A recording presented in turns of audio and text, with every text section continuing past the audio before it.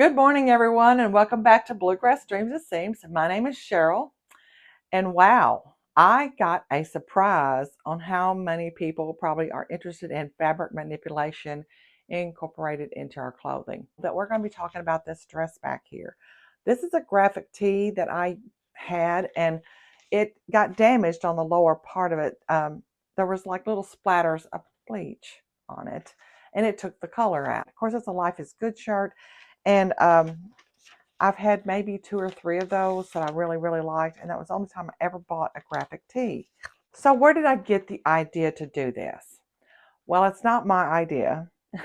I got the idea from watching Gini from the Big Sew Along. Last spring, she showed a dress she made out of a graphic t-shirt and the rest of it out of knits.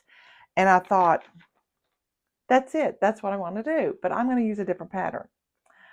I had this pattern on hand, this Marcy Tilton 9108, this one right here. And when I was cutting it out, I thought, I really need to be careful here. So I decided to follow the pattern directions for the dress to make sure I got the right view, because I definitely did not want these straps. I wanted it to look more like this in the back. I thought, honestly, the shoulders were going to meet and you just would have your typical shoulder seam. But that's not what happens. That's what will happen in the next one. On this one, it looks like it's curved upward. And on this one, it looks like it just comes down and there's like a little gap there. The front pattern pieces are exactly the same. It's the back pattern pieces that are different. That's where you find your changes. So let's talk about this dress I made. This dress, I try to pull all my colors from the graphics. You can definitely tell the orange, but if I walk a little closer, you can see where the purple is, where the blue kind of is. It complements with the t-shirt fabric. So that is how I chose my colors, using the graphic tee.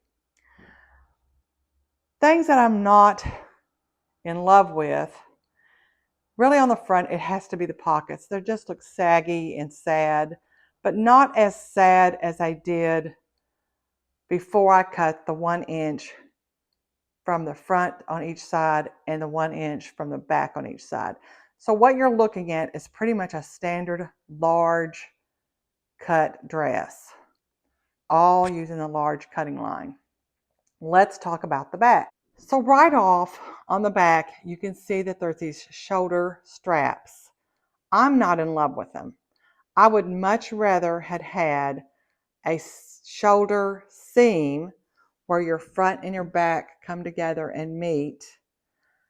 And then it would enable me to do a continuous bias strip all the way around to finish the neck edge over having this. Also, I could have used a bias strip here as well and had that showing. This says, do what you love, love what you do.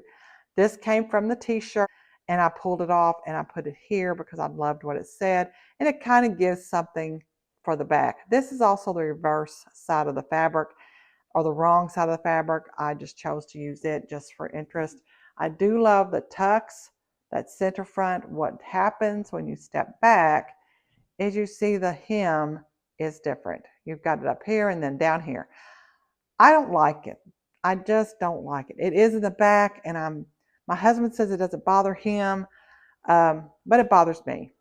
The next version, I'll make that longer where it comes all the way down, or I'll figure out how to curve these pattern pieces and change that on the pattern itself. So that is the plan.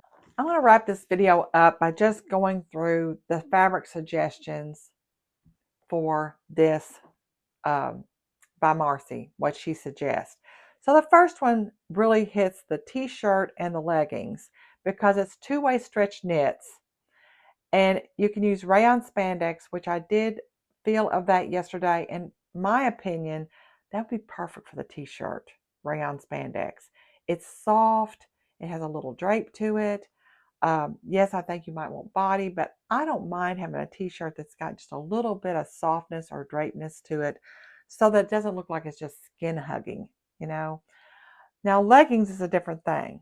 Leggings, I would like for it to keep its shape, stay adhered to the skin, um, and so anything with a two-way stretch. Rayon spandex is not the fabric I would use for the leggings. I would either go with cotton spandex, or in my case, I chose a poly spandex, which is perfect for the leggings. So going on down though, then you get into the different types parts of the dress. So it's got BC contrast, and this is like contrast 3 and 4. So medium weight knits are great.